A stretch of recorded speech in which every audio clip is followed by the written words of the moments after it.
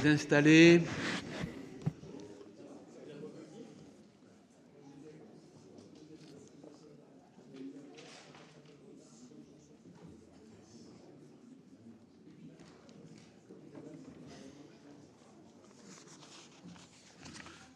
Monsieur le rapporteur général, mes chers collègues, nous recevons donc ce matin Monsieur Florian Colas, directeur général des douanes et droits indirects. C'est la première fois que notre commission vous accueille depuis votre prise de fonction, intervenue il y a maintenant 2 ans. J'y vois l'occasion de souligner la contribution essentielle de votre administration et la richesse de nos travaux sur vos activités, tant législatives que de contrôle. Cette audition intervient dans un contexte où la douane a en effet été récemment au cœur de l'actualité législative.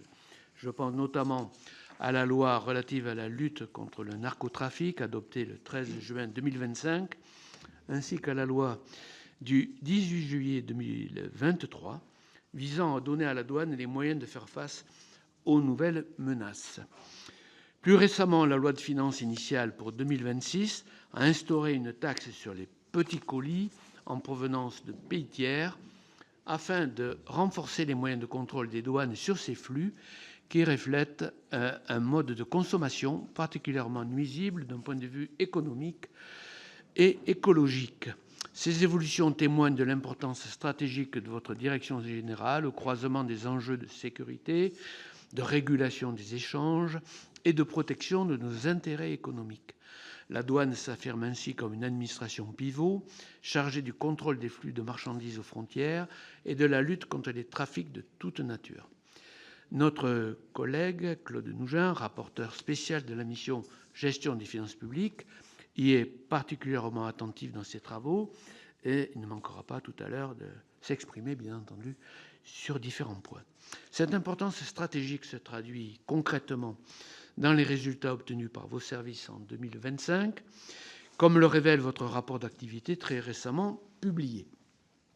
Je pense notamment aux saisies records de cocaïne, avec près de 10 tonnes interceptées à Dunkerque, ainsi qu'aux 535 millions d'euros d'avoirs saisis par les officiers de douane judiciaire de l'Office national antifraude, un montant multiplié par plus de 4 depuis 2021.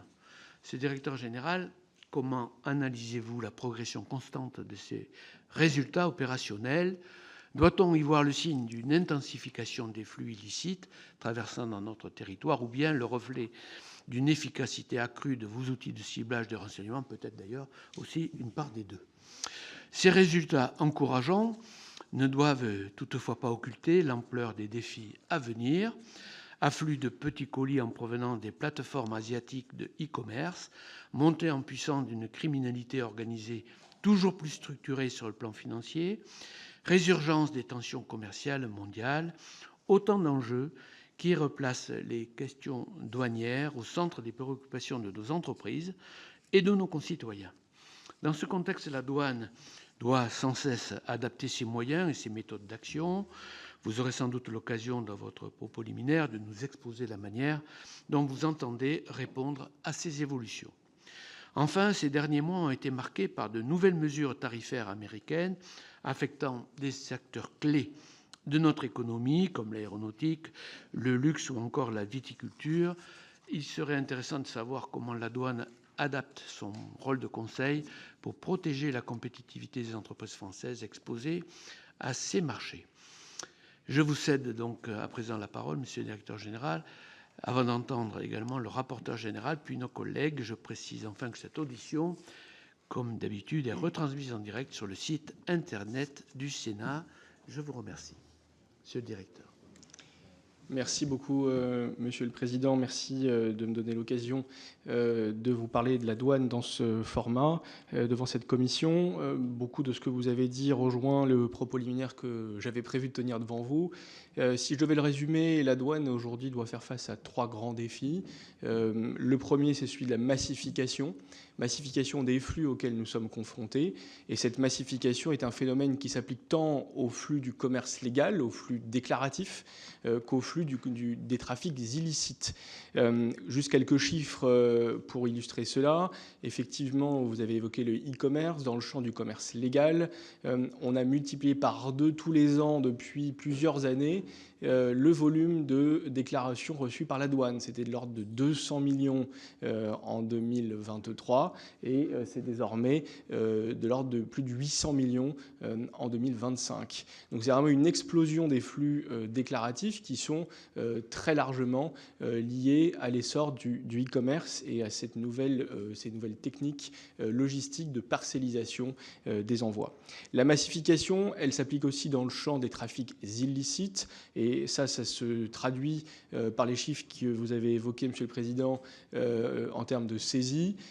Ça reflète évidemment à la fois l'efficacité de nos services de terrain, je reviendrai dessus, mais aussi, bien sûr, des tendances de fond liées à l'essor de la criminalité qui ne sont pas des phénomènes rassurants.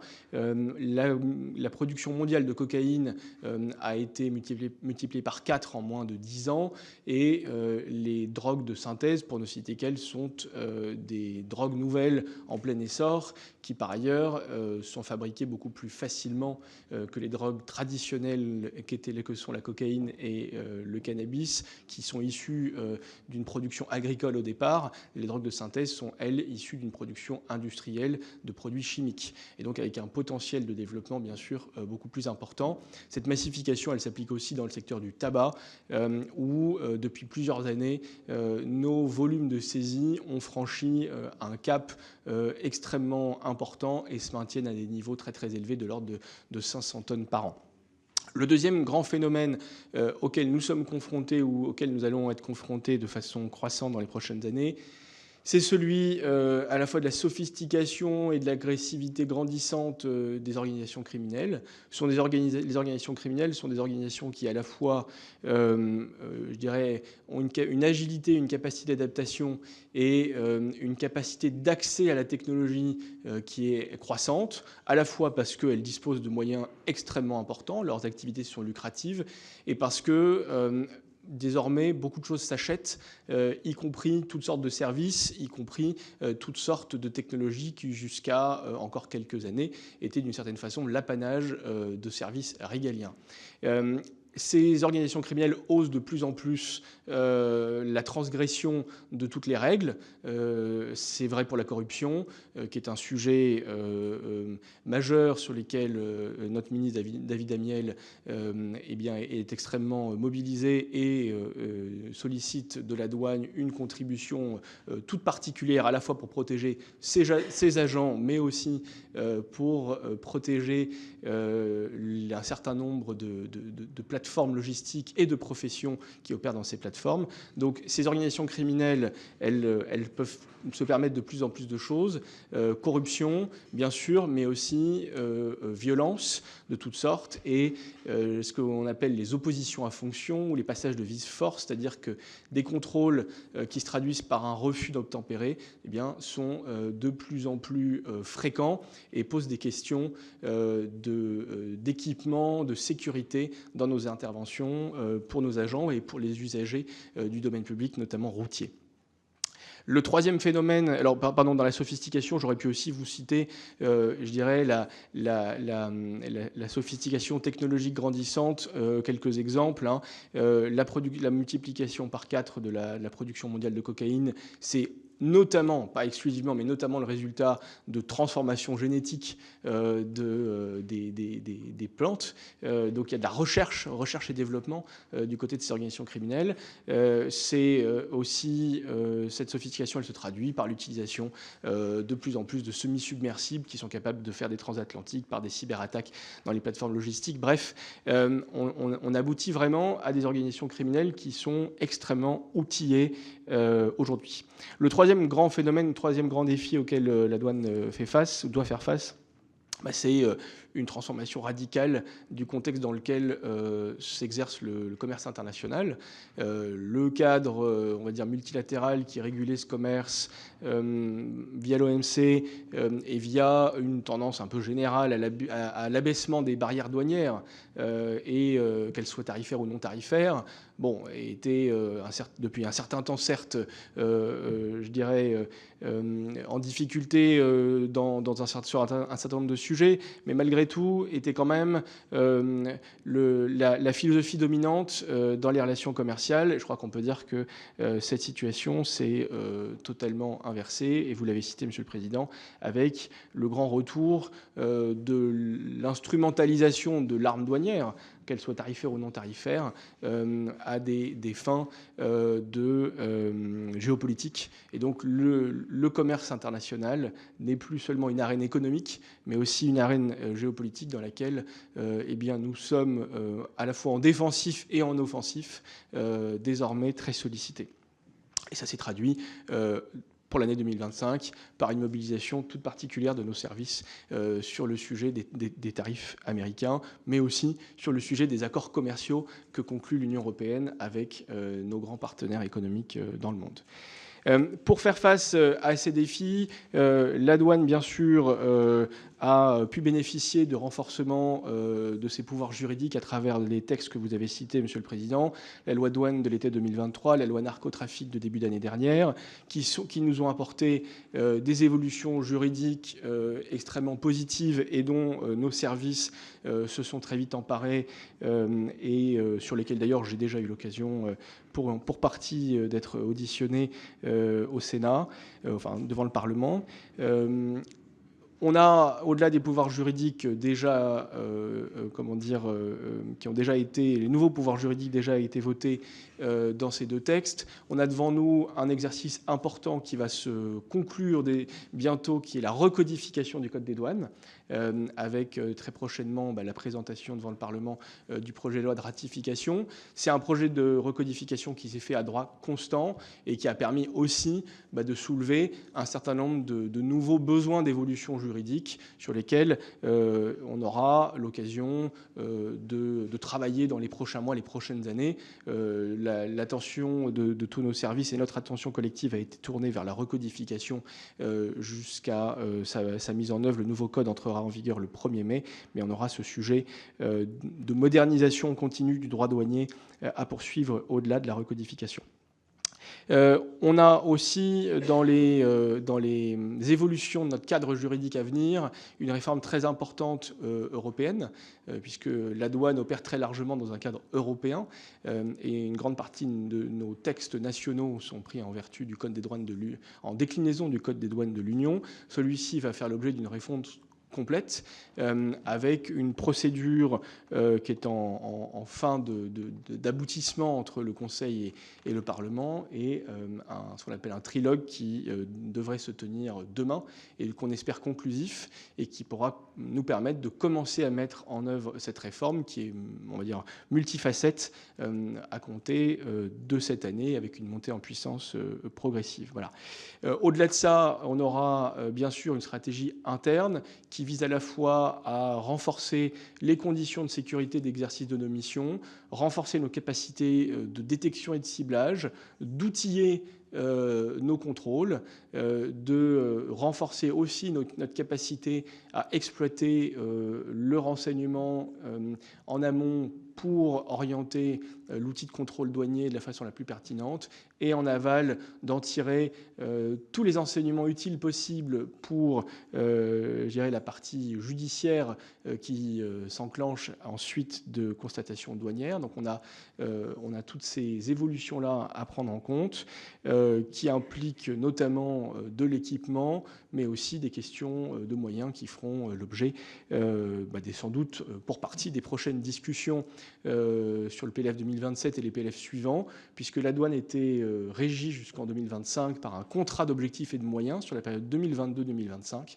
Et donc se posera la question de définir une nouvelle trajectoire. Il n'y a pas besoin d'être dans une loi de programmation, mais en tout cas d'avoir une forme de visibilité pour dérouler un plan d'investissement et de transformation dans les prochaines années. Ça fera partie aussi de nos enjeux. Voilà, Monsieur le Président, ce que je voulais dire en propos liminaire, si ça vous convient, et je suis évidemment prêt à approfondir tous les sujets. Merci à vous. Merci, Monsieur le Directeur général. Je donne la parole tout de suite au rapporteur général. Oui, pardon, Monsieur le Président, merci, Monsieur le Directeur général, merci pour les propos de synthèse. J'ai une ou deux questions et je rebondis sur votre propos, là, vos derniers mots qui, je crois, doivent être entendus, mais nous alerter, puisque avec la montée, je dirais, des échanges en volume, en masse et financier, vous dites, on aura besoin d'accompagner la modernisation, la transformation. On entend aussi que ça veut dire des moyens en termes d'équipement, mais aussi très probablement en termes de moyens humains et de personnel. Donc c'est une équation supplémentaire que le Parlement, l'exécutif et le Parlement auront à résoudre dans un moment de finances publiques particulièrement tendues. Mais on comprend aussi, et peut-être vous pourrez nous dire comment les choses évoluent sur l'efficacité, je dirais, des moyens de contrôle de vos services en termes d'amende et de rentrée fiscale supplémentaire. Et peut-être, donc, je pense que c'est important. Un sujet qui est le fameux sujet petit colis. J'ai une expression souvent quand on a l'impression qu'on court toujours après le bus.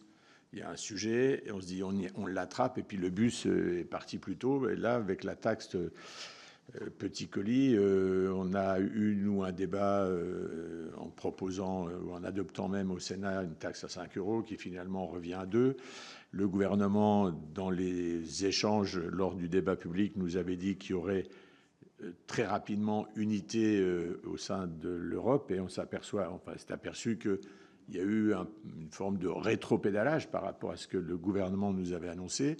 C'est-à-dire que notamment à ce stade, le Benelux n'est pas entré dans la même logique. Donc il y a une réduction forte, mais c'était déjà dit par certains d'entre nous lors du débat au Parlement, en disant il y a déjà des premiers indices, c'est préoccupant. Donc, qu'en est-il exactement aujourd'hui?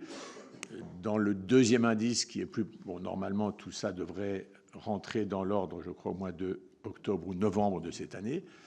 J'entends quand même qu'il y a un dépôt assez immense, je crois, en Pologne, si je ne me trompe, à Wrocław, qui fait quelques dizaines d'hectares. Donc, voilà, globalement, qu'en est-il? Comment dirais-je, comment peut-on s'assurer d'une force au niveau européen? Et puis, peut-être le dernier sujet sur le blanchiment douanier, vous en avez parlé. Ça, c'est un autre sujet, vous l'avez bien évoqué, sur à la fois les moyens de plus en plus sophistiqués, évidemment, qui sont organisés par ceux qui pratiquent évidemment le commerce illicite, les drogues, vous l'avez dit, de synthèse, donc c'est plus compliqué certainement à saisir et attraper parce que c'est un mode industriel. Donc ça nécessite des moyens en évitant d'exposer trop les personnels. Donc j'imagine que vous allez avoir besoin de moyens de plus en plus sophistiqués. Et à ce stade de vos réflexions, pour ce que vous pouvez nous en dire, quelle est l'équation que vous proposez de mettre en œuvre, en tous les cas de porter à la réflexion des décideurs publics en France, de telle manière qu'on puisse, en tous les cas, lutter, à défaut de dire armes égales, enfin mettre des moyens pour inverser la tendance, parce que les chiffres que nous avez donnés, on dit font froid dans le dos. Moi, je pense qu'ils sont plutôt glaçants et préoccupants, parce que derrière, il y a un risque d'abandon d'un certain nombre de fonctions régaliennes. Il ne faut pas que les États deviennent impuissants par rapport cette dérive dangereuse. Merci, monsieur le rapporteur général. Monsieur le directeur général, je vous proposerai, si vous voulez bien, de répondre au rapporteur général, mais on va joindre peut-être les questions de Claude Nougin, notre rapporteur spécial de la mission Gestion et Finances publiques. Comme cela, vous pourrez répondre d'abord à ces deux premières interventions avant de répondre à l'ensemble de nos collègues. Oui, merci, Monsieur le Président. Il est vrai que ce contrôle des flux de marchandises est l'élément important de votre mission, mais le rapporteur général vient de l'exprimer de façon très précise, et donc je ne l'aborderai pas. Je souhaiterais en revanche revenir sur trois observations. D'abord, le plan de lutte contre les fraudes aux finances publiques, présenté en mai 2023, qui a notamment prévu la création au sein de la Direction nationale du renseignement douanier d'une unité de renseignement fiscal chargée d'alimenter la DGFiP en matière de fraude fiscale et de blanchiment, grâce à des techniques de renseignement, et ainsi faire profiter à la DGFiP du service des renseignements douaniers, service qui est, je crois, performant. Et on a bien connu dans beaucoup d'administrations donc le cloisonnement entre administrations. Et là, ce serait une avancée forte de pouvoir échanger entre douane et DGFiP des informations. Ça ne coûte pas cher comme dépense, mais je pense que c'est rapporter gros. Ça peut rapporter gros. Donc, lors de nos travaux sur le PLF 2026, vous nous aviez indiqué que cette unité était désormais opérationnelle et qu'elle devait monter en puissance en 2025. Lorsqu'on s'était rencontrés, il y avait 8 ETP, emploi à temps plein. Il devait y en avoir 25, je crois, en fin d'année. Est-ce que c'est arrivé? Et un objectif en 2028 de 50. Donc, pouvez-vous nous dire où en est donc ce processus qui, je crois, nous appelons tous de nos voeux une pleine réussite? La deuxième question, également, vous interrogez sur la mise en œuvre de la loi du 13 juin 2025, Monsieur le Président y a fait allusion tout à l'heure, visant à sortir la France des pièges du narcotrafic. Lors de son examen au Sénat, j'avais défendu avec plusieurs collègues, dont notamment Sylvie Vermeillet, des amendements qui ont été adoptés par le Sénat et qui sont restés dans la loi. Donc, j'espère pour ça qu'ils ont été considérés comme pertinents. Et donc, avec la simplification de la saisie des officiers de douane judiciaire, de l'ONAF, en matière de blanchiment, et puis aussi la possibilité pour le juge d'instruction de saisir directement les agents des douanes par commission rogatoire. Alors, on ne sait pas trop où ça en est, cette loi, d'ailleurs. De façon générale, il y a eu la promulgation. Et puis, pouvez-vous nous dresser un premier bilan de ces dispositions? Ont-elles été effectivement mises en œuvre? Et avec un résultat concret? Moi, je parle des amendements, pas forcément, et aussi peut-être un mot sur l'ensemble de la loi qui touche les douanes. Et plus largement, parmi les mesures de cette loi, lesquelles ont eu l'impact opérationnel le plus significatif selon vous? Troisième et dernière question. Je souhaiterais revenir sur le déploiement de la nouvelle application informatique de dédouanement, appelée Delta IE, pour IE, c'est import-export, lancée le 18 décembre 2025. Donc, vous voyez, c'est très récent. Il n'y aura pas forcément des questions, des réponses très précises. Et donc, moins d'un mois après son lancement, des dysfonctionnements importants ont été signalés, notamment en matière d'auto-liquidation de la TVA, suscitant l'inquiétude des professionnels. Pouvez-vous revenir sur ces dysfonctionnements et sur leurs causes? Quelles mesures ont été prises pour y remédier? Et est-ce aujourd'hui sécurisé? Je vous remercie. Merci, monsieur le rapporteur spécial. Donc, je vais vous demander de répondre à ces questions. Je vais en ajouter une, si vous me permettez, un peu plus technique. Je voudrais savoir où on en est de l'article 8 de la loi du 18 juillet 2023, qui visait à donner à la douane des moyens de faire face aux nouvelles menaces et qui prévoyait notamment la création d'une réserve opérationnelle ouverte à la fois aux anciens agents des douanes et des volontaires issus de la société civile ou du monde militaire. Alors, ce dispositif devait permettre, c'était l'objectif, de mobiliser rapidement des renforts temporaires, notamment en cas de surcharge d'activité ou pour répondre à des besoins ponctuels en expertise.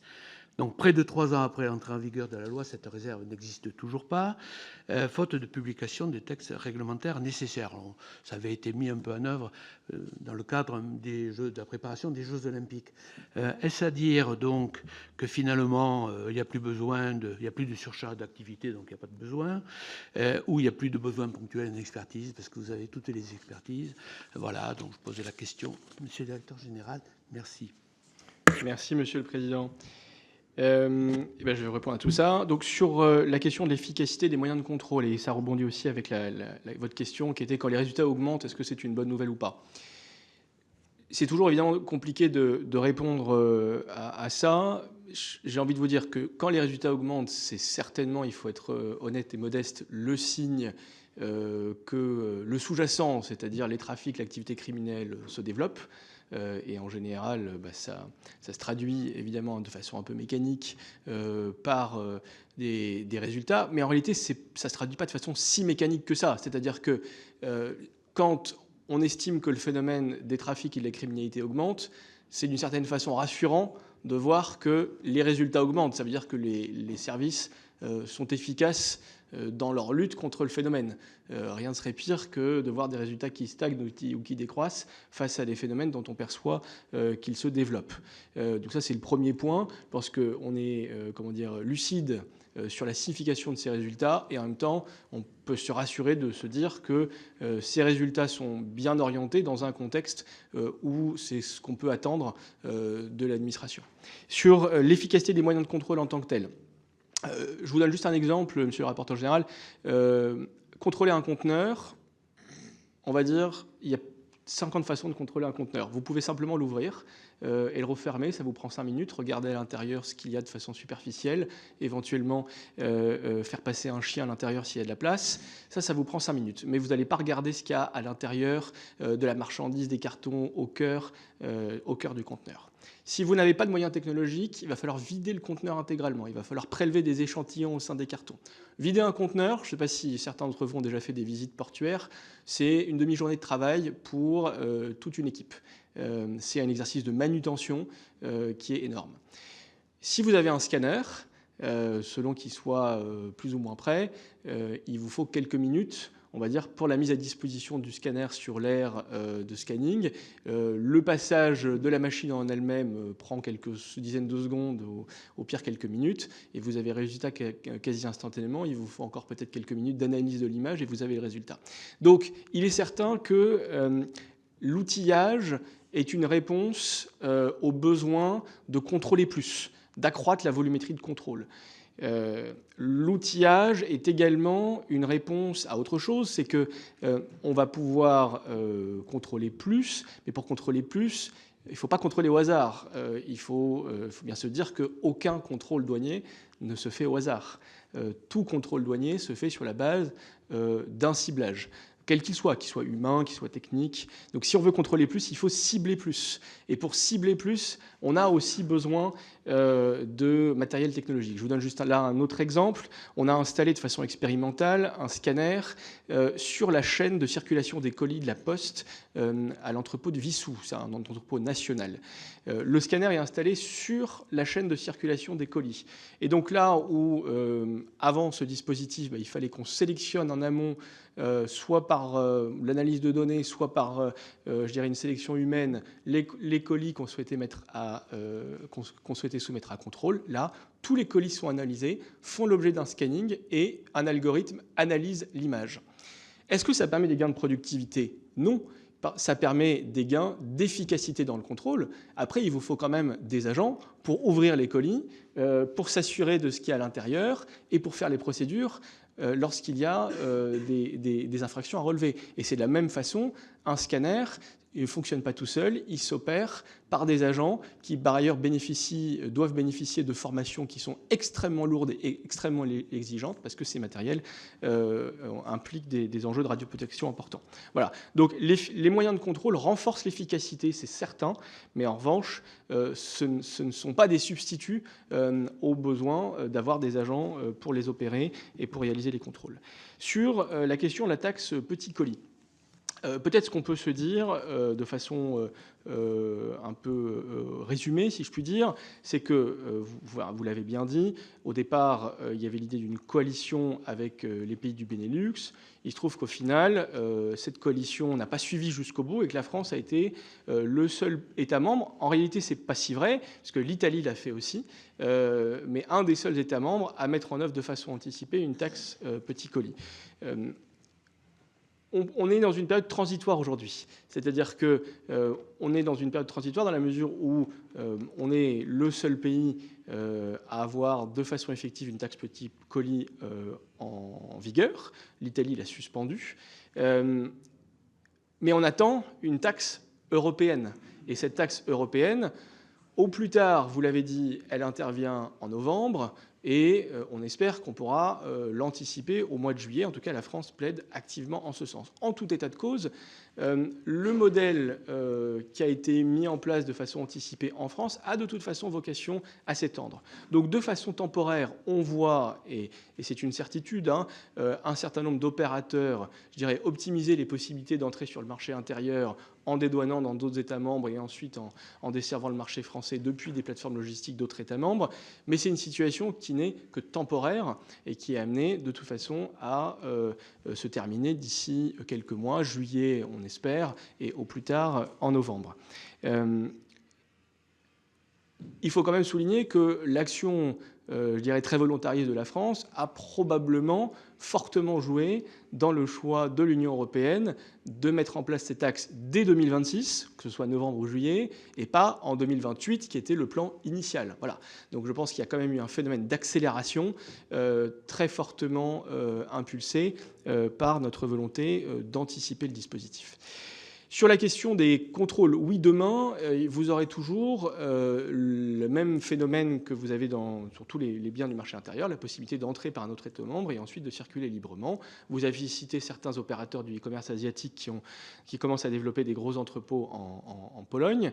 Bon, ça sera un des rôles de la future autorité douanière européenne que de superviser l'action des douanes et de s'assurer que les douanes ont une action de contrôle homogène pour éviter les porosités au sein du marché intérieur. Et c'est bien pour ça que la création de cette autorité est importante. C'est bien pour ça que cette réforme de l'union douanière est plus largement importante. Je précise que sur la taxe petit colis, le gouvernement a publié en début de semaine un arrêté qui va nous permettre d'accroître nos pouvoirs de contrôle aux frontières et à l'intérieur du territoire, à la circulation et dans les entrepôts, sur les biens qui ne seraient pas conformes aux normes industrielles. Et donc, ça va nous donner des moyens de contrôle supplémentaires, justement pour pouvoir contrôler des marchandises déjà dédouanées dans un autre État membre, mais qui ne seraient pas conformes à nos normes. Sur le blanchiment, je crois que dans le texte de 2023, précisément, il y a des évolutions importantes qui ont été votées, renforcées en 2025 dans la loi narcotrafic.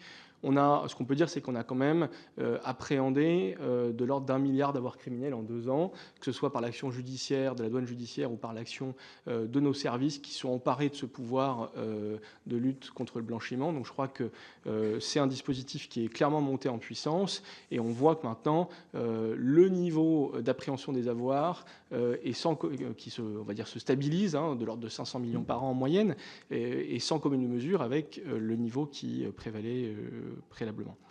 Sur la question de l'équation de moyens, je dirais il y a 2 choses. Il y a la question d'expression de besoin.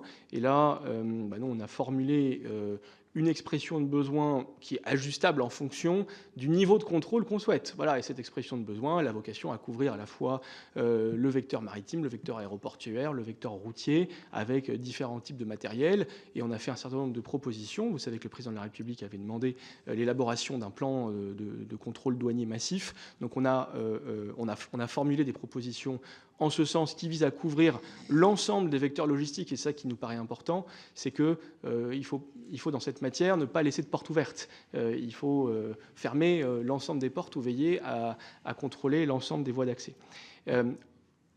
les discussions sont en cours au sein du gouvernement pour définir si les propositions qui ont été formulées sont au niveau des attentes. Après, il y a une deuxième question qui est celle du financement. Le financement, il y a 3 sources possibles. Il y a les crédits budgétaires, on va dire, ou les emplois qui sont votés en loi de finances et dont vous aurez à connaître à travers les PLF successifs. On regarde aussi évidemment les cofinancements européens possibles, et il y en a un certain nombre dans notre domaine qui peuvent aussi permettre d'alléger la facture nationale. Et puis, bien sûr, on regarde aussi tout ce qui peut relever du redéploiement ou des gains d'efficience. Donc, je pense qu'il y a une équation un peu à 3 niveaux à construire sur le plan budgétaire en fonction du niveau d'attente qui sera définitivement fixé par nos autorités. Sur la question de l'URF, l'unité de renseignement fiscal, on a atteint une vingtaine d'agents désormais qui opèrent pour cette unité. Et l'année 2026, c'est un peu une pause dans l'évolution des effectifs en raison, je dirais, tout simplement des contraintes d'emploi qui ont été fixées à la DGFiP, qui est contributrice en emploi pour cette mission, et à la douane. Donc, je ne sais pas vous dire quelle sera la trajectoire pour la suite. En tout cas, on a atteint un premier palier avec une taille critique pour l'équipe, et il sera aussi, ce sera au gouvernement et au Parlement de juger si bien la trajectoire doit être réenclenchée positivement comme c'était initialement prévu. Sur la loi narcotrafic, vous m'avez parlé de la cosaisine et de l'appréhension des avoirs sur compte bancaire. Donc je souhaitais vous rassurer sur le fait que ce sont des pouvoirs qui sont d'ores et déjà mis en œuvre. Non seulement ils sont d'ores et déjà mis en œuvre de façon peut-être pas quotidienne, mais au moins hebdomadaire, mais en plus ils s'avèrent extrêmement utiles, extrêmement précieux. La cosaisine, elle permet de donner un cadre de travail commun avec les autres forces de sécurité intérieure spécialisées en matière de lutte contre la criminalité organisée. Et ça, c'est absolument essentiel. Ça permet de faire bénéficier de l'expertise de la douane dans les enquêtes. Et ça permet aussi de faire travailler nos équipes policiers ou gendarmes et douaniers ensemble sur le terrain. Et les cosaisines, ça reste un outil, on va dire, sur des organisations criminelles haut du spectre, donc il n'y en a pas non plus des dizaines ou des centaines, mais c'est un outil dont s'emparent les juridictions, et les premiers cas de mise en œuvre sont extrêmement positifs, en tout cas dans notre appréciation.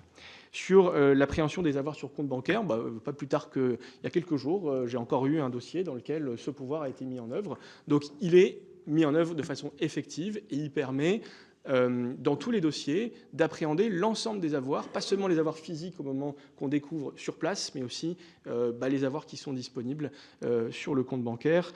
C'est pas nécessairement quand c'est des comptes qui sont, je dirais, où il y a beaucoup de flux, vous n'allez pas nécessairement trouver d'énormes sommes d'argent dormantes, mais c'est un plus dans notre arsenal qui est extrêmement précieux.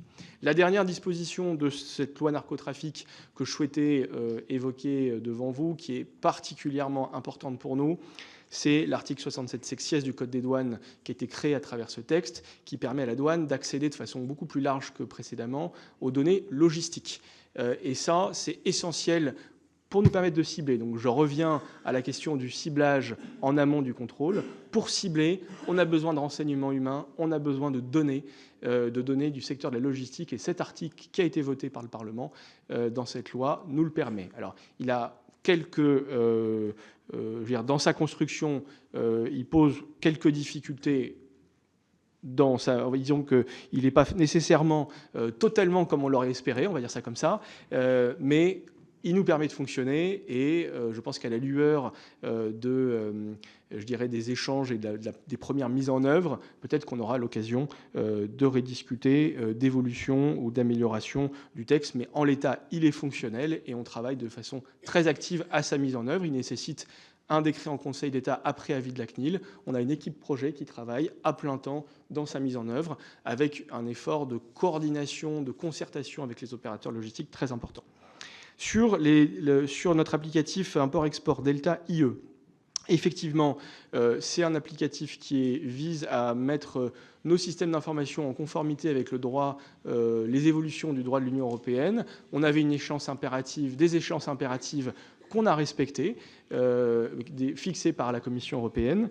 Une partie des dysfonctionnements qui ont été relevés viennent du fait que ce système doit s'interconnecter à une multiplicité d'acteurs et de cas de figure.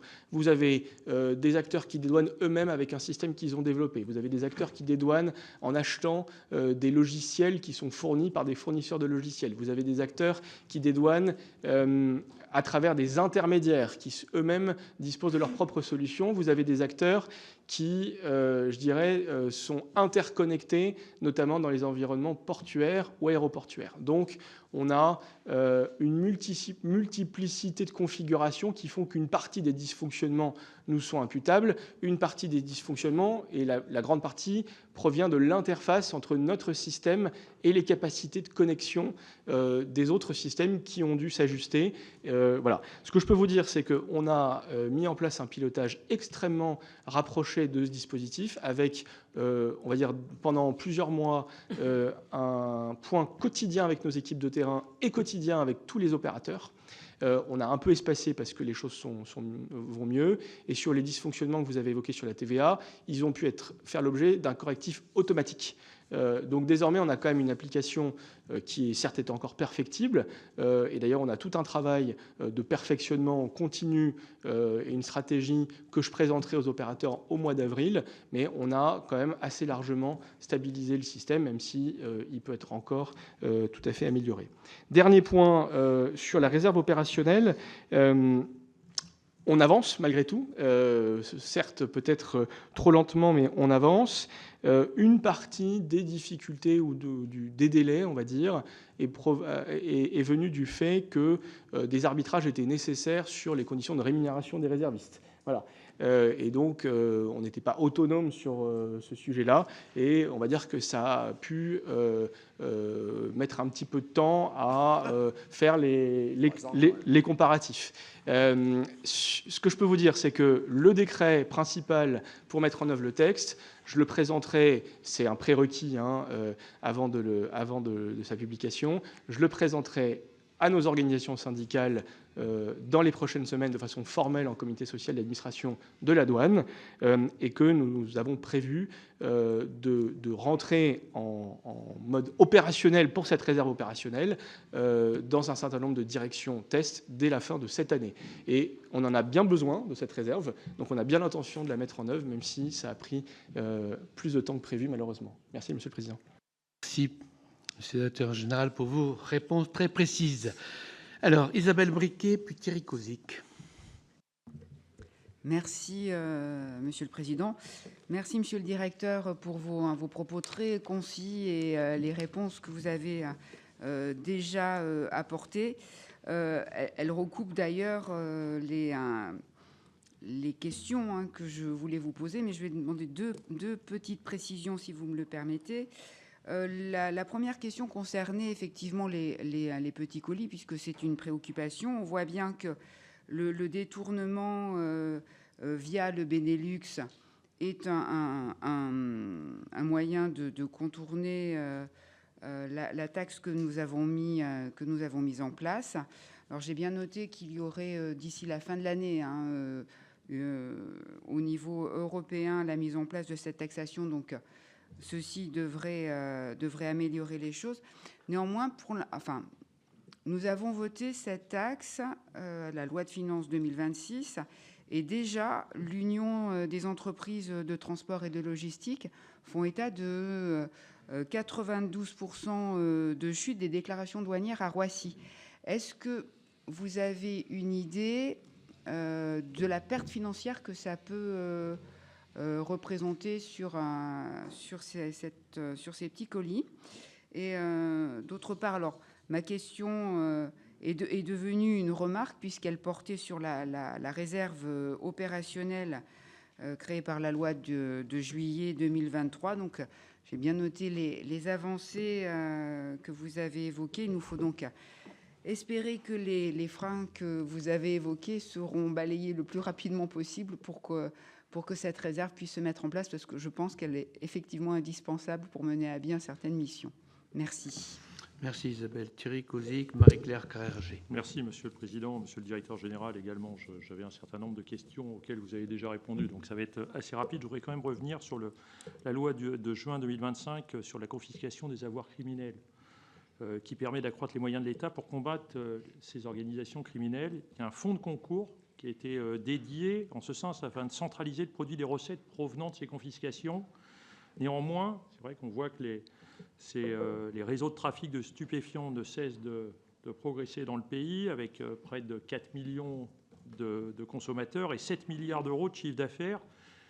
Et ma question est assez simple, est-ce qu'il vous paraît aujourd'hui utile de renforcer le cadre de ce fonds afin d'améliorer le financement de la lutte contre le narcotrafic? Merci. Merci Thierry. Marie-Claire Carrère-Gé, donc, et Christine Lavarde. Merci beaucoup. Merci, monsieur le directeur général, pour votre exposé si précis. Vous avez évoqué l'enjeu de la massification des flux à contrôler avec x2 chaque année, en gros. J'ai été un peu choquée au moment du PLF de constater que le schéma d'emploi de la douane, c'était plus 18 ETP, sauf erreur de ma part, en 2026. Ce qui, au regard de x2 des flux à contrôler, apparaît modeste. Et même chose pour les acquisitions d'équipements. On a vu que les crédits du programme 302 augmentent, mais l'installation d'un scanner, si j'ai bien compris, c'est 5 à 10 millions d'euros. Enfin, voilà, vous êtes plus compétent que moi, vous nous le direz, mais ça vous permet... Enfin, avez-vous les moyens de votre politique, en gros? Vous avez parlé tout à l'heure de votre expression de besoin. Alors, c'est peut-être pas un cadre où il est difficile d'être très précis, mais pouvez-vous aller un cran plus loin dans l'explication? Deuxièmement, face à l'enjeu très critique de la corruption, des risques de corruption des agents des douanes et des professionnels des plateformes, là aussi, avez-vous les moyens de vous adapter à l'évolution de la situation? Et enfin, sur les petits colis, qu'est-ce qui s'est passé avec le Benelux? On se souvient de la ministre du Budget, nous affirmons que le Benelux allait aussi mettre en place cette taxe provisoire petits colis. Comment ça se fait que le Benelux nous a tiré le tapis sous le pied comme ça depuis la fin de l'année? Et pourquoi les institutions européennes n'ont pas pu être plus moteurs parce que c'est ça le sujet de fond, pour soumettre à imposition douanière les petits colis de moins de 150 euros? Quels pays ont freiné et pourquoi? Enfin, c'est un sujet par essence européen. Pourquoi il a fallu attendre de 2023 à 2026 pour avoir la promesse d'une taxation des petits colis, de taxation douanière, la bonne, la vraie, l'unique, celle qui marche pour tous les pays, des petits colis au niveau européen? Je vous remercie.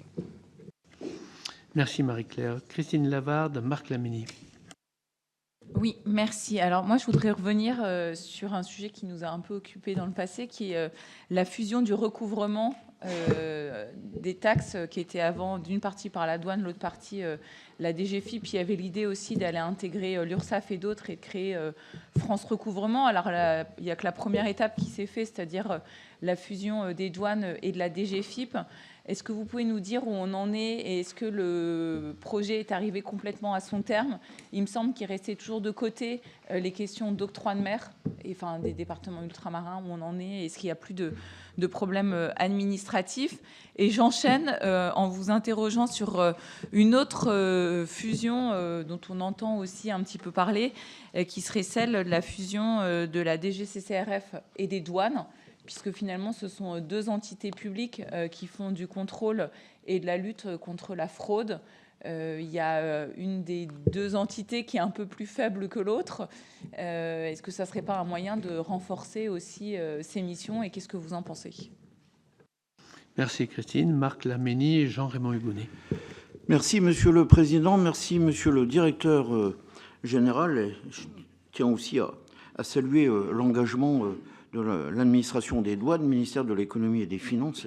Et je fais toujours une pointe de nostalgie, puisque je représente le département des Ardennes, département frontalier depuis 2007, et la maison de mes parents était contre l'ancienne caserne des douanes, donc je garde toujours un côté nostalgique.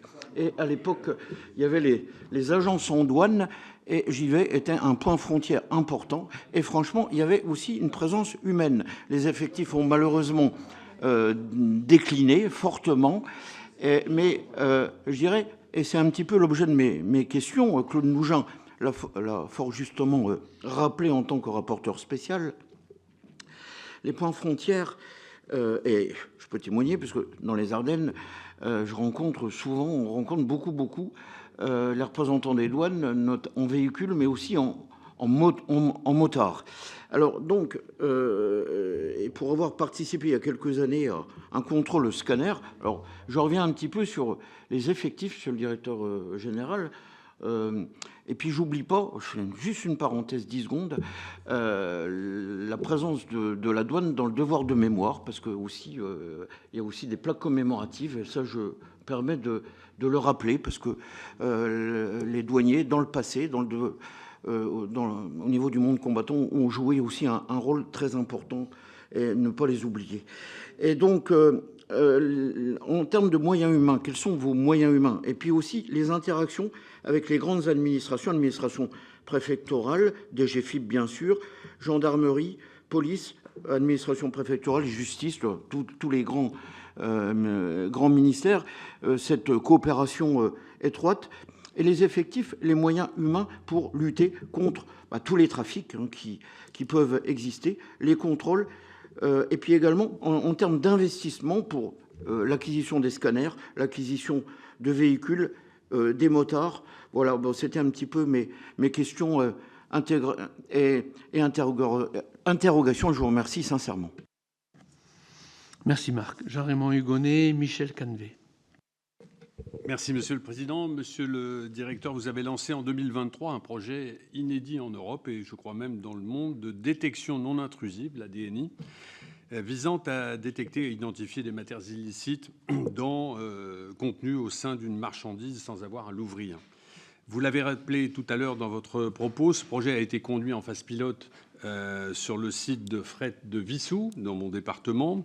Je voulais donc savoir, 3 ans après, ce qu'il en est du retour d'expérience et si, en mode opérationnel, il y a une prévision d'élargir ce dispositif. Merci Jean-Raymond. Michel Canvet, Raphaël Daubé. Merci, Monsieur le Président. La lutte contre les fraudes est bien sûr une préoccupation extrêmement forte que nous avons exprimée à plusieurs reprises ici au Sénat. Et merci aux équipes de la douane. J'ai eu l'occasion, lors de la préparation du texte de loi de 2023, d'aller en immersion avec les services de la douane et d'apprécier leur professionnalisme. Effectivement, nous avons régulièrement évoqué le fonctionnement en silo des services de l'État. Or, vous l'avez évoqué tout à l'heure, il est nécessaire de pouvoir travailler conjointement entre les différents services de l'État. Est-ce que cela est le cas sur l'ensemble du territoire national aujourd'hui, où il reste-t-il encore des endroits où les relations entre les différents services restent difficiles pour atteindre cet objectif de lutte contre les fraudes? Ensuite, il y a quelques années, la Commission des finances était allée à Roissy voir l'organisation des douanes pour le traitement des colis. On s'était aperçu effectivement des innombrables colis qui arrivaient et des difficultés à pouvoir assurer une surveillance opérationnelle. Est-ce que les choses se sont améliorées depuis lors? Est-ce qu'à Roissy, par exemple, vous avez pu vous doter de matériel et de moyens permettant d'agir un peu plus efficacement dans la lutte contre les fraudes? Voilà donc les quelques préoccupations que je souhaitais vous exprimer. Merci Michel. Raphaël Daubé, Vincent Capo-Canella. Merci Monsieur le Président. Monsieur le Directeur Général, le Parquet national anticriminalité organisée est entré en fonction début 2026. Il est compétent pour les affaires les plus complexes de trafic de stupéfiants et de blanchiment. Comment s'organise ou va s'organiser la saisine de ce parquet par la douane judiciaire et par rapport aux GIRS existantes, aux juridictions existantes, y a-t-il un risque de chevauchement de compétences ou éventuellement au contraire de sous-utilisation du PNACO? Comment voyez-vous cette organisation? Merci Raphaël. Vincent Capo-Canella, Pascal Savoldelli. Merci Monsieur le Président, merci Monsieur le Directeur Général pour votre exposé. Je reviens une seconde sur la taxe petit colis avec un double étonnement quand même. Le premier, c'est qu'on n'ait pas pu apprécier à l'avance ce risque de contournement, si je puis dire, ou en tout cas on n'en a pas tiré les conséquences et les alertes de l'exécutif n'ont pas semblé à la hauteur, en tout cas sur le sujet, puisque on a tous de bonne foi cheminé là-dessus. Et que deuxième étonnement, qu'aujourd'hui on n'évalue pas à leur juste valeur les conséquences pour la filière logistique aéroportuaire notamment, qui est considérable. Alors à CDG, mais aussi par exemple à Vatry ou dans d'autres aéroports. Il y a toute une filière qui est en train d'être en déroute, avec des conséquences sociales et puis des mauvaises habitudes qui vont être prises, le retour du transport routier. Bon, voilà, est-ce qu'il faut aller jusqu'à ce qu'a fait l'Italie, qui est de suspendre? Mais voilà, on est tous partis sur l'idée que ça allait pouvoir être mis en place. L'échéance de novembre paraît extrêmement lointaine et qui plus est, qui nous dit que ça sera novembre? Donc, ça accepte peut-être vos compétences propres, mais voilà, est-ce qu'il n'y a pas une réappréciation du sujet qu'il faudrait mener et des mesures à prendre? Si ça ne marche pas, il faut en tirer les conséquences. Merci Vincent. Pascal Savoldelli. Oui, merci Monsieur le Président. Merci Monsieur le Directeur Général. Comme beaucoup de mes collègues, je suis aussi intéressé par vos réponses sur la taxe des petits colis. On nous avait annoncé un rendement de 500 millions. Donc je pense que par l'évolution des flux, on ne doit plus être à ce niveau de rendement. Est-ce qu'il y a des prévisions? Et après, pour essayer de réfléchir et bénéficier de votre professionnalisme, moi je vous avoue, je m'interroge. C'est-à-dire, est-ce qu'on reste sur une approche seulement de la valeur unitaire? Et on a vu qu'il y a une réorganisation logistique, et vous l'avez dit, et le rapporteur général aussi, sur la constitution d'une réorganisation de la logistique avec des hubs, notamment en Belgique, à Liège, etc. Est-ce qu'on reste sur une distinction entre les envois à faible valeur et les flux massifiés? Et même si on avait, et ça serait bien, une harmonisation européenne, est-ce qu'en fin de compte, ça va être toujours possible de contourner un tel dispositif? Ou alors est-ce que vous pensez qu'il faut réfléchir, que le législateur réfléchisse à ce qu'on regarde soit la chaîne logistique, puisque là, ce qu'on assiste pour détourner ce que nous avons voté ici communément, c'est le B2B entre des professionnels de la logistique qui se passe. Voilà, il ne faut pas se raconter de se mentir, tout le monde le sait ici. Donc, est-ce qu'il faut avoir une autre approche que distinguer voilà, la valeur unitaire, les envois à faible valeur et les flux massifiés? Soit est-ce qu'on regarde la chaîne logistique, soit est-ce qu'on regarde le modèle des plateformes? Vous voyez, est-ce qu'il n'y a pas une alternative pour gagner en efficacité sur ce dispositif? Merci. Merci Pascal. Pierre Barros, puis Florence Béatrice-Contat. Oui, merci Monsieur le Président, merci Monsieur le Directeur Général pour votre venue, votre exposé, puis le travail que vous faites au quotidien, je pense qu'il n'est pas forcément le plus simple, et en plus dans des périodes budgétaires, on a tendance à réduire aussi les moyens, ça vous impose encore plus de technicité et puis de talent pour gérer tout ça. J'ai prolongé un peu la question de Michel Canevet sur Roissy, où en effet la commission des finances a dû faire un déplacement sur place il y a quelques temps. Là, moi, à l'époque, j'étais à la commission de l'aménagement du territoire, développement durable, qui a fait aussi un déplacement sur la zone douanière de Roissy, et à un horaire aussi très particulier, entre 5h30 et 7h30 du matin, où on a tous les retours des avions Afrique de l'Ouest subsaharienne. Et là, pour préciser les choses en termes de colis, on est sur un flux tendu, et on voit passer d'ailleurs les gens avec les chariots qui sont en fait des mules, qui font rentrer en France de la viande de brousse, des animaux vivants, qui sont souvent des animaux protégés. Alors c'est le résultat malheureusement de la destruction de modèles économiques locaux qui font que les gens créent leur propre modèle économique alternatif pour vivre. Et ça pose des problèmes à la fois pour les animaux qui sont protégés et qui sont en voie de disparition. Ça pose aussi des problèmes d'hygiène et bactériques sur l'entrée en France de produits qui sont complètement avariés et qui vont inonder malheureusement l'ensemble de la région parisienne et plus. Et je me souviens d'une discussion avec le chef douanier sur place. Il nous disait, voilà, nous, on voit passer les chariots, on en prend 1 sur 20 grosso modo, et ça prend un temps fou à traiter, avec tous les dangers, la mise en danger d'ailleurs des agents pour traiter ce genre de produits. Et donc il y a un problème de moyens au niveau des équipes localement sur place. C'était à peu près il y a 1 an et demi, 2 ans. Et il nous évoquait aussi la problématique, si au moins il y avait un contrôle au pays de départ, de façon à ce que chacun prenne sa part sur une question qui touche en effet la France, mais qui touche surtout les pays émetteurs sur les problèmes de biodiversité et puis d'animaux qui sont malmenés dans ce genre de trafic, les choses pourraient s'arranger. Donc est-ce que ce sujet-là a été traité, abordé, ou au moins avancé sur le partage de responsabilités et de contrôle entre le pays émetteur et la France? Merci Pierre. Florence Béatrice-Contat. Merci, Monsieur le Président, Monsieur le Directeur Général. J'aurais une question très spécifique sur le marché parallèle du tabac, les trafics de tabac de contrebande qui, évidemment, portent préjudice aux buralistes, mais également privent l'État de recettes significatives. Donc, quelle est, selon vous, l'évolution du phénomène ? La douane est chef de file de l'action interministérielle sur le sujet. Comment se déploie-t-elle, avec quelle efficacité? Je vous remercie. Merci beaucoup. Monsieur le directeur général, vous voyez que votre sujet intéresse. Merci, Monsieur le Président, ça fait plaisir, tant mieux. Et merci d'abord pour tous les mots d'encouragement et de satisfaction du travail des agents des douanes. Je vous confirme que ce sont des agents extrêmement engagés, qui croient dans ce qu'ils font et qui, face à tous les phénomènes qu'on a évoqués, ne se découragent jamais. Et je pense que c'est une grande force de pouvoir bénéficier de cet engagement, de ce professionnalisme. Et à travers cette audition, voilà, je pense que c'est aussi, ils seront très honorés de vos mots. Je salue aussi la question du devoir de mémoire, puisque effectivement la douane a une tradition militaire ancienne qui a fait des douaniers des troupes d'éclaireurs ou de précurseurs des forces de renseignement, des forces spéciales dans certains cas dans les guerres mondiales. Et effectivement, ont été souvent les premiers tués des derniers conflits majeurs que la France a connus sur son sol.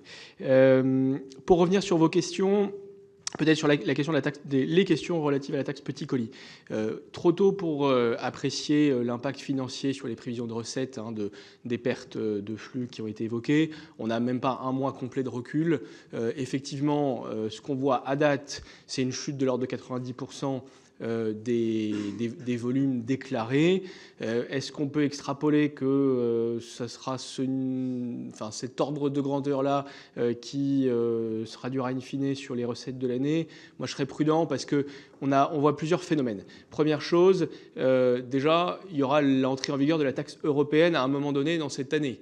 Et ça remettra d'une certaine façon un peu les compteurs à zéro entre les États membres, et ça remettra les États membres à égalité de concurrence. Les plateformes logistiques françaises restent attractives, et malgré tout, servir le marché français, qui est un grand marché de consommation, via les plateformes logistiques françaises, ça restera une solution logistique plus performante que de le servir depuis une plateforme logistique plus éloignée. Voilà.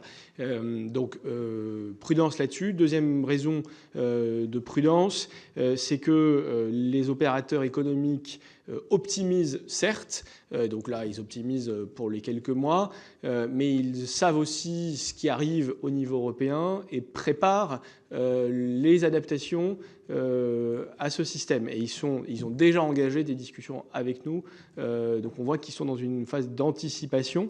D'abord, il y a effectivement à la fois les droits de douane forfaitaires de 3 € par catégorie d'articles qui entreront en vigueur en juillet, plus les frais dits de gestion de 2 € a priori qui entreront en vigueur en novembre, voire en juillet, potentiellement 5 € par catégorie d'articles au total in fine.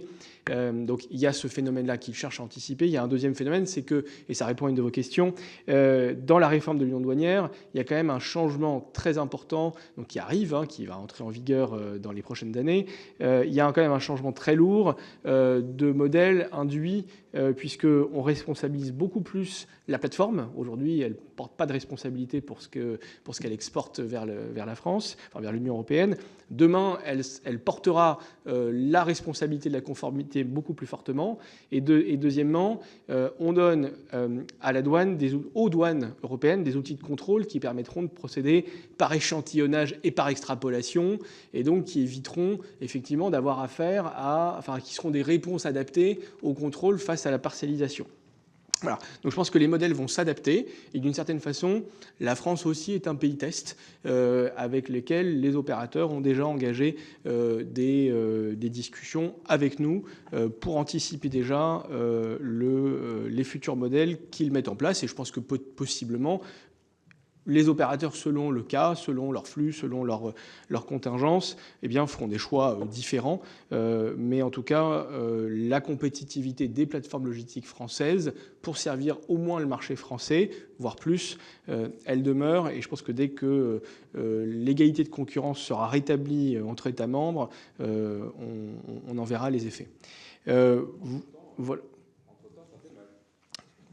J'en suis parfaitement conscient. Je pense qu'on est en discussion avec les opérateurs logistiques de ces plateformes qu'on connaît bien, puisque c'est nos partenaires aussi du quotidien. Et je crois que le ministère de l'économie aussi est parfaitement conscient de ça et mobilise tous les outils qui peuvent l'être pour leur permettre justement de traverser cette phase de difficulté qui est indéniable. Toujours sur cette question de la taxe petit colis, pourquoi est-ce que la coalition Benelux initialement envisagée n'a pas fonctionné ? Difficile de vous répondre pour les autres États membres. Ce que je peux vous dire, c'est qu'on a eu plusieurs phénomènes. Il y a une forme de législation liée entre le Luxembourg et la Belgique. Or, la Belgique a finalement été le premier pays qui a fait le choix de ne pas appliquer cette taxe au niveau national, en considérant probablement que le risque était trop fort de fuite de flux vers l'Allemagne si l'Allemagne n'entrait pas dans cette coalition. Donc il y a un petit effet un peu ricochet du choix de l'Allemagne de ne pas rentrer dans cette coalition au départ, et qui entraîne aussi le Luxembourg. Et s'agissant des Pays-Bas, vous savez qu'il y a eu des élections, un changement de gouvernement aux Pays-Bas. Le nouveau gouvernement a pris ses fonctions il n'y a pas très longtemps. Donc voilà, il y a eu aussi un peu un enjeu politique dans le système néerlandais. Et donc au final, voilà à peu près les raisons pour lesquelles, en tout cas, vu de ma fenêtre et à ma connaissance, cette coalition in fine n'a pas fonctionné. Pourquoi on a tardé, si je reprends votre expression, à mettre en place ces dispositifs au niveau européen? J'ai envie de vous dire que le phénomène, il est quand même relativement récent, hein. L'explosion, en tout cas, dans cette ampleur, le phénomène du e-commerce n'est pas récent, mais l'explosion du e-commerce, notamment d'origine asiatique, il date de quelques années. Et vous savez que le temps de décision de l'Union européenne est ce qu'il est. En réalité, la réforme qui arrive à maturité aujourd'hui, elle a été initiée en 2022.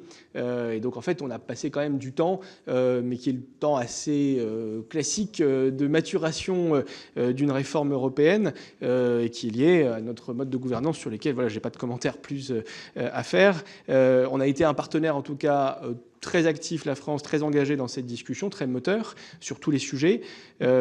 Et s'agissant de la question de l'anticipation de l'entrée en vigueur des mesures liées au e-commerce, il faut se dire que les États membres européens ne sont pas tous touchés de la même façon.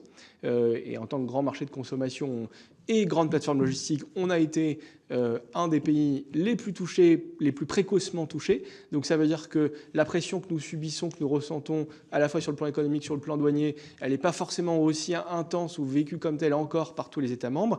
Par ailleurs, elle nécessite des adaptations technologiques et des systèmes d'information. Ça fait le lien avec une des questions de tout à l'heure sur les systèmes de dédouanement qui sont très lourds et qui, pour certaines douanes nationales, sont des vrais défis opérationnels sur lesquels elles demandent un peu de temps d'adaptation. Donc voilà un peu en tout cas ce qui explique les délais pour répondre à votre question. Sur la question des fonds de concours, donc Agrasc, Mildeka, nous on est désormais un contributeur majeur aux saisies de l'Agrasc.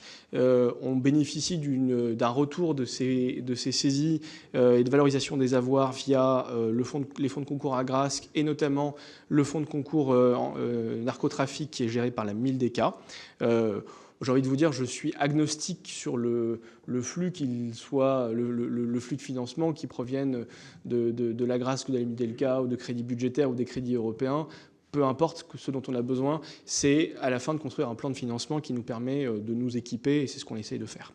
Sur le schéma d'emploi dans le PLF 2026, donc effectivement, c'était le schéma d'emploi brut, j'ai envie de vous dire, avant transfert était de plus 18 ETP. Il faut retrancher à ça 26 ETP transférés à la DGFiP, donc sortant de la douane, au titre du transfert des missions fiscales. Donc c'était moins 8 au départ en texte initial, et au final, ça a été ajusté dans la dernière version du texte. Le plus 18 est devenu plus 26, avec 26 sorties. Donc en fait, on a un schéma d'emploi stable en 2026, et c'est l'équation budgétaire qui est la nôtre, qui nous place de manière dans une situation intermédiaire au sein des administrations de l'État, entre celles qui sont très fortement contributrices des réductions d'emplois et celles qui sont fortement bénéficiaires. Voilà. Sur le coût des scanners, ça dépend de quel scanner on parle. Il y a des scanners fixes qui coûtent assez cher, effectivement entre 5 et 10 millions, mais à ça il faut rajouter en général tout l'immobilier qui va avec, en fait, toute l'installation qui coûte à peu près la même chose.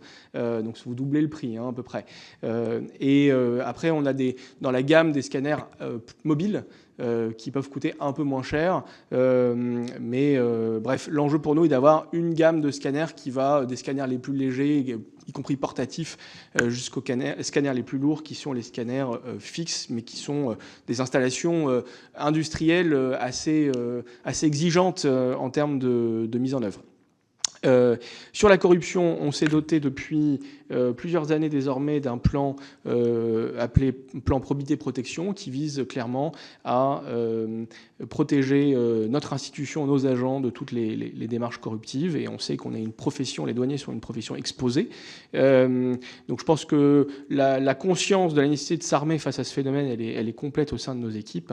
Le plan, il est multifacette. Il va de la prévention, de la sensibilisation évidemment. Il passe par la remontée de tous les signaux faibles, la supervision des connexions applicatives, des anomalies dans nos systèmes, et bien sûr aussi des instruments pour traiter en fait tous les cas, soit tous les signaux faibles ou les cas de signalement.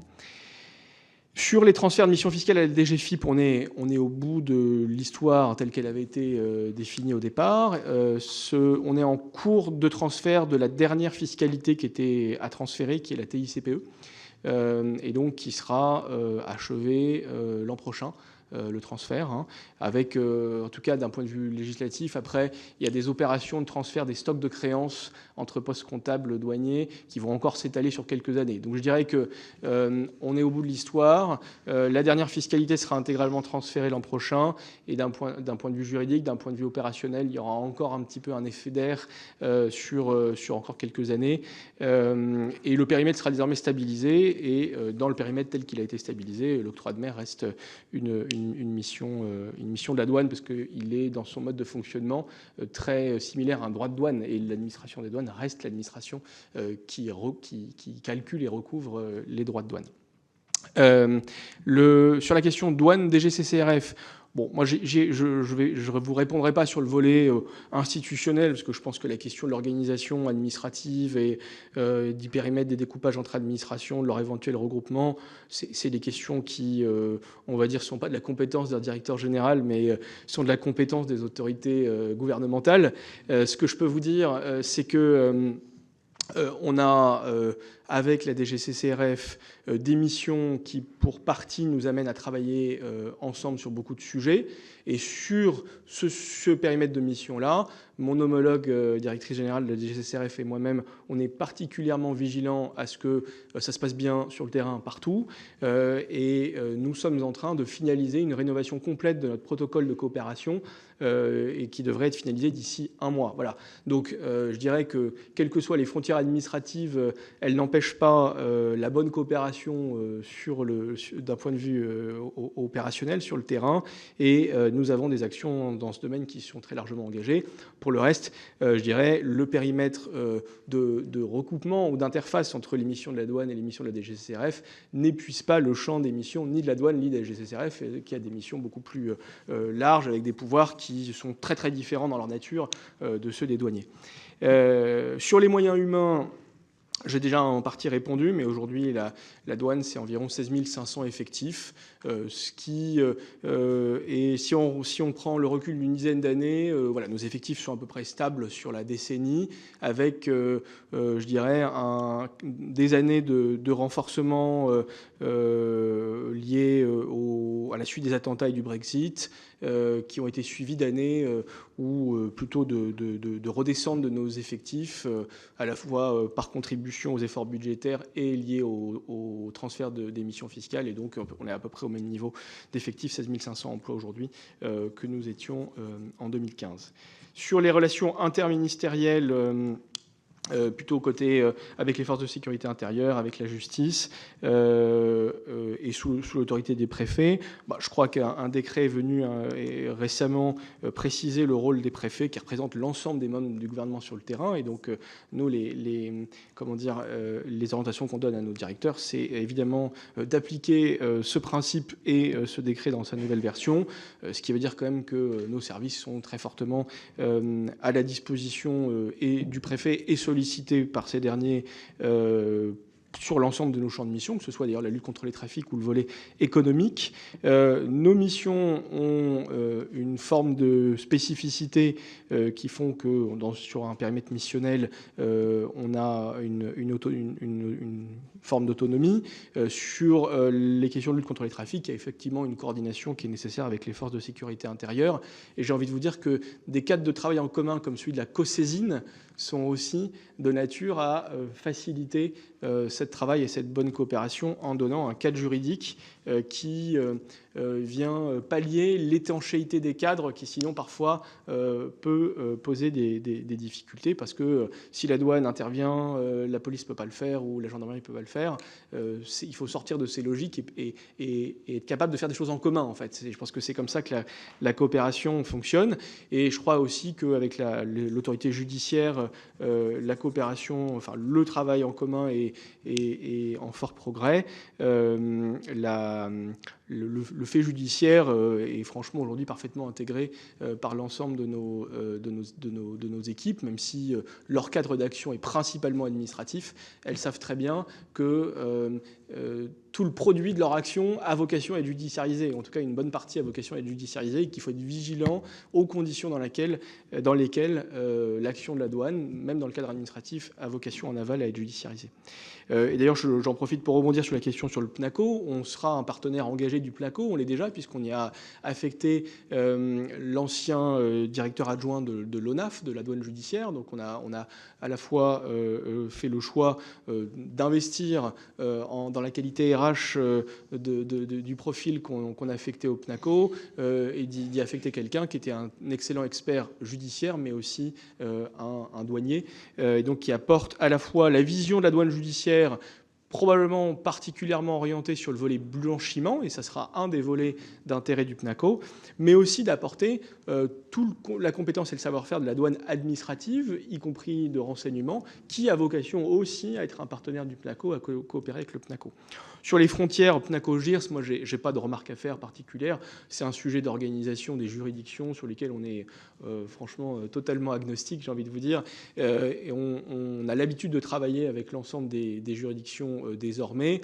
Et pour nous, d'une certaine façon, pour les enquêtes, on va dire, qui ont des ramifications sur l'ensemble du territoire national, c'est évidemment un plus d'avoir une autorité judiciaire unique, compétente sur l'ensemble du territoire, plutôt que de devoir en référer à plusieurs parquets sur le territoire. Donc je pense que de ce point de vue-là, en tout cas nous, on est tout à fait engagés et confiants dans la plus-value qu'apportera le PNACO.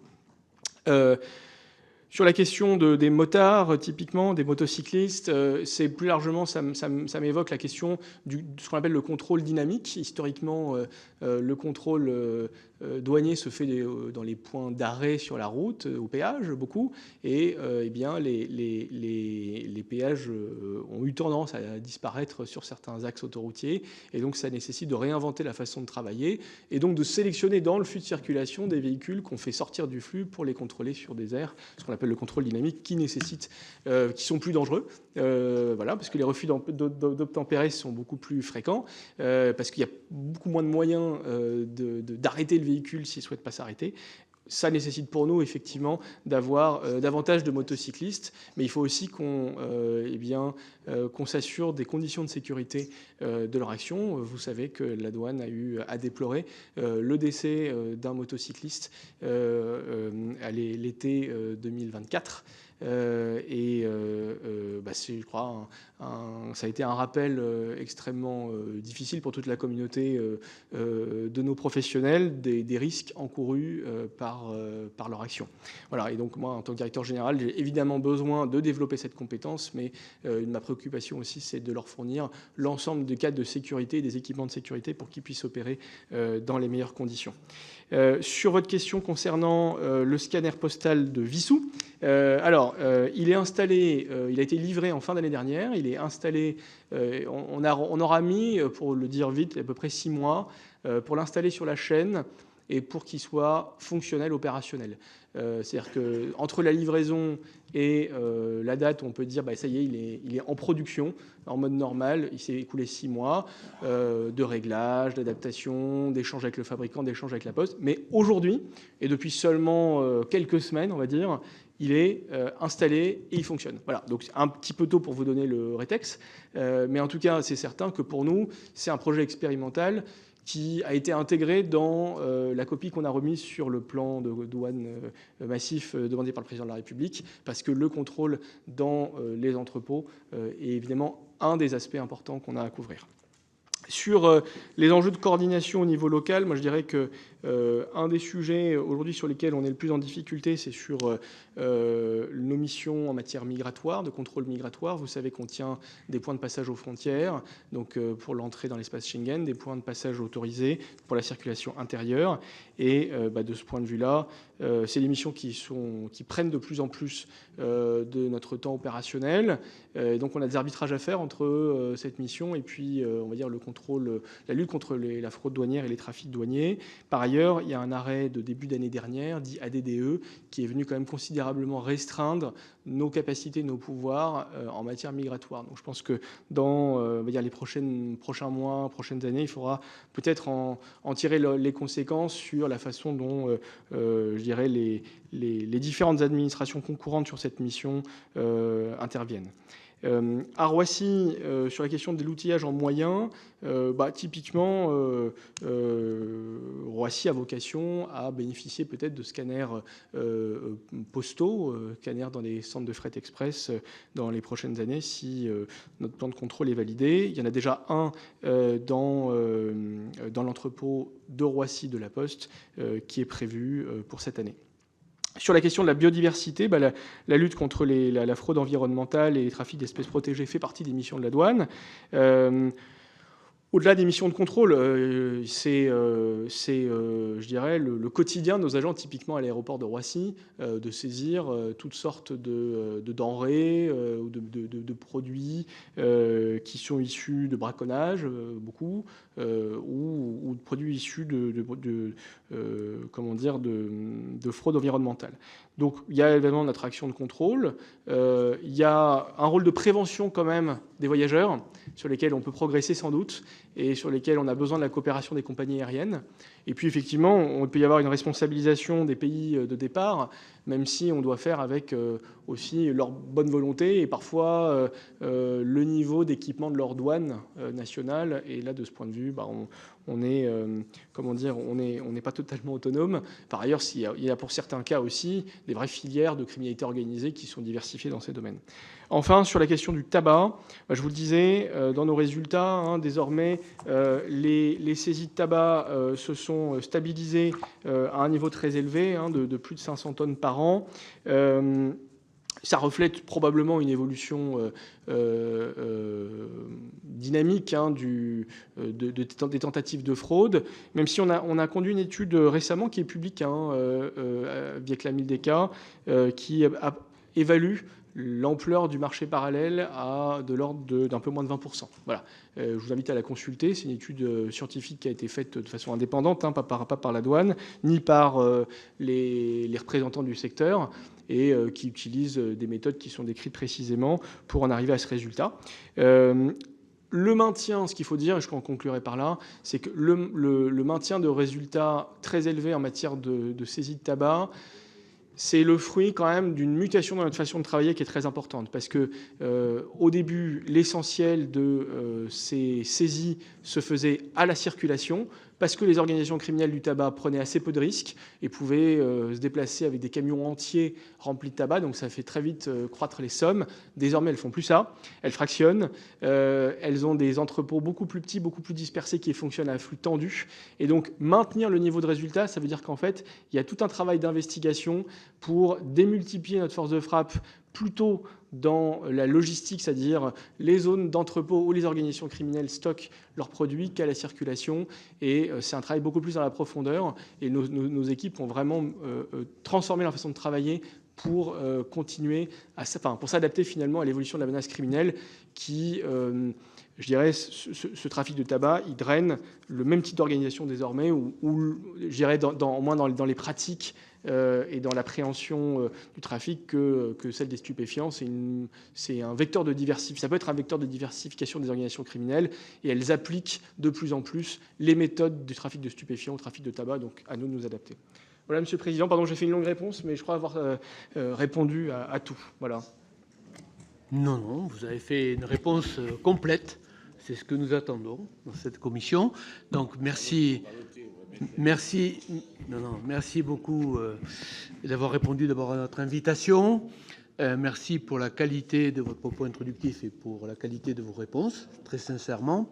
Et vous avez pu noter à la fois l'intérêt de nos collègues sur la question des douanes. Je pense c'est un intérêt qui est croissant, on va dire. Si je note depuis quelques années les venues des différents directeurs généraux, mais on peut dire que vous êtes un peu au cœur de l'actualité. Bon, il n'y a pas que ces sujets-là, mais ils en font partie, bien entendu.